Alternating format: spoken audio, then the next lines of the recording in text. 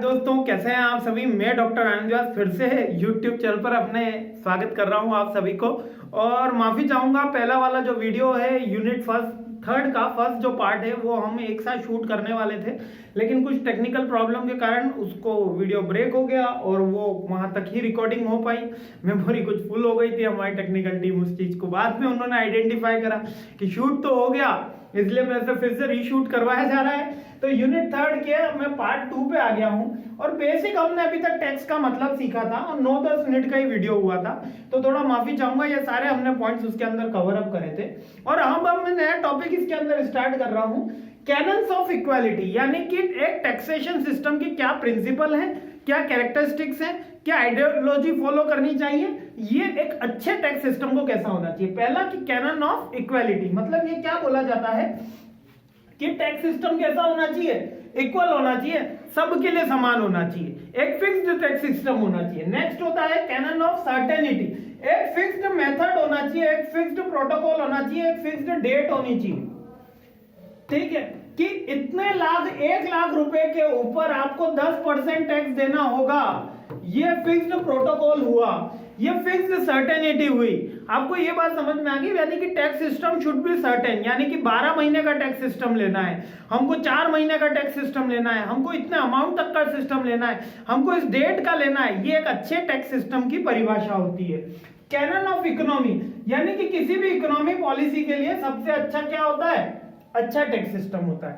The cost of collection is the cost of collection जो हो, मतलब जो टैक्स कलेक्ट किया जाता है वो कम से कम हो, ताकि उस टैक्स का गवर्नमेंट ज्यादा से ज्यादा यूटिलाइज कर सके। अगर वो टैक्स कलेक्शन में अगर उसकी कॉस्ट ज्यादा लग जाएगी तो वो अच्छे से प्रभावी नहीं बन पाएगा। मतलब टैक्स सिस्टम कैसा होना चाहिए, इकोनॉमी को हेल्प करने वाला होना चाहिए, ठीक है, इकोनॉमी को बर्बाद करने वाला नहीं होना चाहिए। नेक्स्ट कौन सा होना चाहिए, टैक्स सिस्टम कन्वीनियंस होना चाहिए। कन्वीनियंस मतलब कि ज्यादा कर नहीं होना चाहिए, ओवर टैक्स नहीं होना चाहिए। कैसा होना चाहिए, कन्वीनियंट। कन्वीनियंट है मतलब 1 लाख रुपए पे अगर कोई 5% कर ले रहा है, 5,000 रुपए 1 लाख के प्रॉफिट पे तो दिया जा सकता है। क्यों? क्योंकि ये जो 5% कर है ये आप नेशन के वेलफेयर के लिए ऐसे खर्च कर रहे हो, तो ये कन्वीनियंट होना चाहिए। लेकिन अगर ज्यादा कर लिया जाए, जब वो प्रॉफिट पे ना ले, वो टर्नओवर पे ले, टर्नओवर पे अगर ये टैक्स लिया जाए तो वो इनकन्वीनियंट हो जाता है, वहां पर हमको टैक्स देना दिक्कत होती है। इसलिए इसमें टैक्स रेट में क्या करा गया है, जहां पे ज्यादा टैक्स है, जहां पे ज्यादा इनकम है वहां पे ज्यादा टैक्स है। क्लियर हो रहा है ना। नॉर्मल 4 मैंने रूल बताए, पहला इक्वल होना चाहिए, सर्टेन होना चाहिए, कन्वीनियंट होना चाहिए और इकोनॉमी को बूस्ट अप करने वाला होना चाहिए, एक अच्छा टैक्स सिस्टम। इसके बाद नेक्स्ट टॉपिक आ जाता है इसके अंदर, वहीं पे 4 ही है, ज्यादा नहीं है। अच्छा टैक्स, नेक्स्ट टॉपिक आ जाता है एसएससी। एसएससी का मतलब वो जिसकी टैक्स की कैलकुलेशन करी जाती है। जैसे कि मेरे केस के अंदर मैं खुद की टैक्स कैलकुलेशन करता हूं तो मैं खुद एसएससी हूं, यानी वो व्यक्ति जिसके कर का निर्धारण किया जाता है वो एसएससी कहलाता है। ठीक है, SSC is a person who is liable to pay tax. अच्छा, मेरे कर का निर्धारण हुआ है तो मैं ही लायबल हूंगा ना, तो अच्छा ये बोलने की बात नहीं है, समझने की बात है। ठीक है, इंटरेस्ट और पेनल्टी, अगर मेरे को कोई इंटरेस्ट लग रहा है, पेनल्टी लग रहा है, जैसे कि लाइट बिल आया, लाइट बिल किसके नाम का आया, ऑनर के नाम का आया, तो वही लायबल है उसके पेमेंट करने के लिए, उसमें कोई पेनल्टी लगती है, इंटरेस्ट लगता है वो देने के लिए। इसी तरीके से टैक्स के अंदर भी जिसकी कर की गणना करी जाती है वही उसके लिए लायबल होता है। ठीक है, गवर्नमेंट में एसएससी किस किस को बनाया गया है, याद रखिएगा, गवर्नमेंट में आर्टिफिशियल पर्सन की एक पूरी की पूरी लिस्ट बना दी गई है। आर्टिफिशियल पर्सन जैसे कि HUF है, हिंदू अनडिवाइडेड फैमिली हो गया, कंपनी हो गया, बॉडी ऑफ इंडिविजुअल हो गया, ठीक है, एसोसिएशन ऑफ पर्सन हो गया, ठीक है, पार्टनरशिप फर्म हो गई, ठीक है, एनजीओ हो गए, ये सारे के सारे क्या हैं, आर्टिफिशियल पर्सन। इन सब की कर की गणना करी जाती है तो ये सभी एसएससी कहलाते हैं। इतनी सी बात हमको याद रखनी। बताओ कहां मुश्किल आ रहा है ना। कैनन वाला क्वेश्चन अपन ने निपटा ही दिया है, बहुत इजी यूनिट है और बहुत अच्छे स्कोर देके जाती है। नेक्स्ट है इनकम। इनकम क्या है, इनकम ये कहती है जिसके ऊपर कंपनी जो आप आय क्या है, पहले तो आय वो है जो कैश में है ना। पहले तो इसका बेसिक फंडा ये माना जाता है कैश में, लेकिन फिर थोड़ा सा और बुद्धिमान लोग आए तो नॉन कैश आइटम को भी इनकम के अंदर दर्जा दिया गया। नॉन कैश आइटम को कन्वर्ट किया गया, जैसे कि किसी को टेलीफोन का बिल दिया गया, टेलीफोन की सर्विसेज दी गई, फ्री बेनिफिट, तो उसको बोला नहीं गया कि इनकम टैक्स फ्री है, उसको बोला कि हम इसको कन्वर्ट करेंगे और फिर आप इसके ऊपर इनकम टैक्स पेड करेंगे। ठीक है, तो इनकम का मतलब असेसमेंट ईयर के अंदर जो उसको रुपीज अर्न होते हैं। एक सैलरी पेशा के लिए तो उसकी सैलरी इनकम है, सैलरी इनकम हो सकती है। ठीक है, मजदूर के लिए वेजेस इनकम है और कंपनी के लिए प्रॉफिट इनकम है। बस ये तीन चीजें हमको याद रखनी है।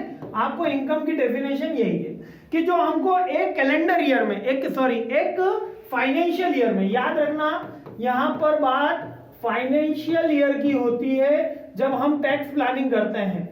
ठीक है, फाइनेंशियल ईयर, और फाइनेंशियल ईयर है हमारे इंडिया का 1 अप्रैल टू 31 मार्च। आप सबको पता होगा, ये बेसिक फंडामेंटल है एमबीए का, फाइनेंस का, कि 1 अप्रैल टू 31 मार्च टैक्स भरा जाता है, सैलरी वेजेस इनकम कहलाती है। इसके अलावा हमको कोई कैपिटल गेन होता है, कैपिटल गेन भी हमारी इनकम कहलाती है। कैपिटल गेन क्या होता है? कोई बिल्डिंग बेची, प्लांट बेची, मशीन बेची, उससे कोई लाभ अर्जन होता है, कैपिटल गेन। और एक इसके अलावा अगर कोई व्यापार से अलग से, जैसे जुए से, घुड़सवारी से कोई इनकम आई या अदर सोर्सेज से इनकम आई, तो इनकम फ्रॉम अदर सोर्सेज कहलाती है। मतलब हमारे पास पैसा आना चाहिए। ठीक है, और कंपनीज को पैसा कितना लगता है? कंपनीज को जो प्रॉफिट होता है वो पैसा लगता है। और कंपनी के केस में याद रखिएगा, फ्लैट 30% टैक्स रेट है। किसकी? प्रॉफिट का फ्लैट 30%। इतना हमको याद रखना है। कितना याद रखना है?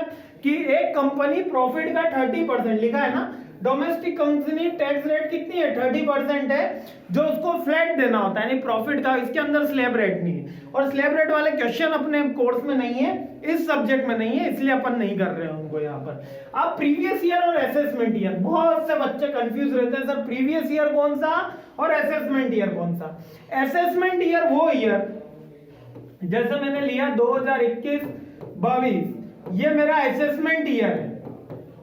तो जस्ट इसके पीछे वाला 2020-21 मेरा प्रीवियस ईयर होगा। कर की गणना यहां होती है असेसमेंट ईयर में, पर करी इस समय के लिए जाती है, प्रीवियस ईयर के लिए। यानी असेसमेंट ईयर बाद में आता है, प्रीवियस ईयर पहले आता है। प्रीवियस ईयर के लिए हम कर की गणना करते हैं असेसमेंट ईयर के अंदर। बस इतनी सी बात याद रखनी है। देखो आता है क्या लिखा है, assessment year means the period of 12 month commencing on the first day of the 1st April every year. In the terms of previous year is very important because it's the income earned during previous year which is to be assessed. यानी पिछले साल जो income earn करी which is to be assessed to tax in the assessment year. यानी पिछले साल जो मैंने इनकम अर्न करी थी वो इस साल गणना करके मुझे टैक्स भरना होता है। ठीक है, क्लियर हो गया? बस इतना सा प्रीवियस ईयर और इसके अंदर हमको ध्यान रखना है। आगे बढ़ते हैं। Income tax important date. अब ये इनकम टैक्स इंपॉर्टेंट डेट रखिए, क्या है? वैसे तो इनकम टैक्स 31 मार्च तक अपन कैलकुलेट कर लेते हैं और मई के अंदर उसको सबमिट किया जाता है, लेकिन लास्ट डेट आगे बढ़ जाती है तो हमारी गवर्नमेंट इतनी उदार है कि वो दिसंबर तक ले जाती है। तो इसकी अब नई डेट जो आ गई है वो 31 दिसंबर 2022 तक आ गई है। सैलरी वालों के लिए फॉर्म 16 उनको एम्प्लॉयर से मिलता है। कौन सा फॉर्म मिलता है? फॉर्म 16 मिलता है। और आईटीआर फर्स्ट उनको अप्लाई करना होता है, और ITR 1 2 3 4 5 6 different kinds of ITR है, डिफरेंट काइंड्स ऑफ बॉडीज के लिए। ठीक है, केवल फॉर्म 16 हमको याद रखना है। और टीडीएस सर्टिफिकेट मिलता है, वो भी उनके एम्प्लॉयर के द्वारा प्रोवाइड होता है। और 31 दिसंबर लास्ट डेट है अभी 2022 की, यानी जो जल्दी आने वाला है। तो अगर आपने टैक्स रिटर्न फाइल नहीं करा है तो भर लीजिएगा, अगर आप सैलरी कर रहे हैं, अगर आप जॉब कर रहे हैं। अब है next residential status. Residential status के अंदर यहां पर हम सीधे सीधे देख लेते हैं। रेसिडेंशियल स्टेटस का मतलब क्या है? जो भारत का नागरिक है या भारत का नागरिक नहीं है, एक सामान्य नागरिक यानी कि हम, और एक असामान्य नागरिक जैसे कि एनआरआई, नॉन रेसिडेंशियल इंडियन, यानी भारतीय तो हैं लेकिन विदेश में जाके रहते हैं। ठीक है, तो इनकी परिभाषाएं भी हैं, इनके लॉ भी हैं, लेकिन लॉ हमारे कोर्स का हिस्सा नहीं है कि 720 दिन 240 दिन वो वाले लॉ के अंदर 540 दिन हम उसके अंदर जाते ही नहीं है, क्योंकि वो बच्चे कंफ्यूज होते हैं। सिंपल अपन को इतना याद रखना है कि रेसिडेंशियल स्टेटस के अंदर दो तरीके के रेसिडेंशियल है, एक इंडिविजुअल के लिए है और एक कंपनी के लिए है। ठीक है, इंडिविजुअल के लिए तीन तरीके का होता है, एक ऑर्डिनरी रेसिडेंस, एक नॉन ऑर्डिनरी, एक नॉन रेसिडेंट। नॉन रेसिडेंट जो भारत का नागरिक है ही नहीं, यानी पूर्णतः विदेशी। ठीक है, नॉन ऑर्डिनरी रेसिडेंट यानी कि कुछ समय के लिए भारत में रहता, अभी विदेश में रहता है, और ऑर्डिनरी रेसिडेंट जैसे कि अपन सभी। केवल इतनी सी परिभाषा, इसके लॉ याद करने में फिर रिपीट कर रहा हूं, अपने कोर्स में नहीं है एमबीए के, इसलिए मैंने नहीं बता रहा हूं। ठीक है, company, AOI, BOI, AOP, association of person, body of individual, local authority, artificial judicial person, इसके अंदर रेसिडेंट होता है, नॉन रेसिडेंट होता है, नॉन ऑर्डिनरी होते हैं। तो कंपनी भारत की होगी या विदेशी होगी, बस इसके अंदर सिंपल सी। और भारत की कौन सी होगी? जो कंपनी भारत में रजिस्टर्ड होगी, उसका रजिस्टर्ड कार्यालय भारत में होगा, यहाँ पर उसकी मैन्युफैक्चरिंग यूनिट हो या ना हो, उसका रजिस्टर्ड ऑफिस यहाँ हो, यहाँ के लिए टैक्स पेबल करने के लिए रेसिडेंशियल मानी जाएगी। अब इंडिविजुअल एग्जेम्प्टेड इनकम, अब इसके अंदर भी बहुत बड़ी लिस्ट रहती है कि कौन कौन सी इनकम जो है वो इंडिविजुअल के लिए एग्जेम्प्टेड है। सबसे सिंपल याद रखना कि खेती से होने वाली इनकम, एग्रीकल्चर इनकम हमेशा एग्जेम्प्टेड होती है। बीकॉम में बच्चों ने बहुत अच्छे से इनकम टैक्स के अंदर पढ़ा है हमारे बच्चों ने कि एग्रीकल्चर इनकम एग्जेम्प्टेड होती है। उसके अलावा एचयूएफ में, हिंदू अनडिवाइडेड फैमिली के अंदर, अगर किसी अदर सोर्स से आपको इनकम मिल रही है एचयूएफ के अलावा, तो वो इनकम आपके लिए एग्जेम्प्टेड होती है और एचयूएफ में टैक्स पेबल होती है। ठीक है, थर्ड है अलाउंसेस बाय इंडियन गवर्नमेंट, जो इंडियन गवर्नमेंट सब्सिडी देती है, अब तो स्टेट गवर्नमेंट भी जो सब्सिडी देती है वो भी क्या होती है? टैक्स फ्री होती है। वॉलंटरी रिटायरमेंट स्कीम से जो पैसा आता है वो भी टैक्स फ्री होता है। लाइफ इंश्योरेंस पॉलिसीज भी टैक्स फ्री होती है। ठीक है, जो लीव के दौरान आपको सैलरी मिलती है गवर्नमेंट एम्प्लॉय का, वो भी टैक्स फ्री होती है।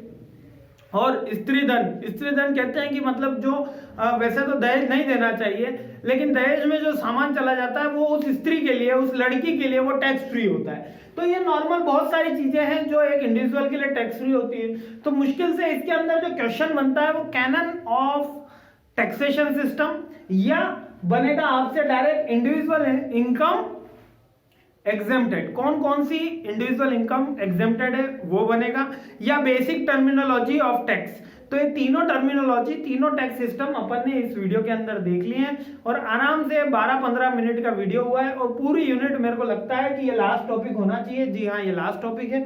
पूरी यूनिट अपन ने कंप्लीट कर दी है, तो मेरे को नहीं लगता कि किसी को आपको यहाँ पे डाउट रहा होगा, क्योंकि बहुत ही सिंपल यूनिट है। और एक सीधा सीधा कैनन का क्वेश्चन आएगा, देखो सीधा सीधा मुझे लगता है तो कैनन पूछेगा या आपसे पूछ लेगा कौन कौन सी इनकम एग्जेम्प्टेड है। उसकी लिस्ट है, 7-8 लिस्ट है, अभी थोड़ी देर में पीपीटी आ जाएगी, आप याद कर लीजिएगा।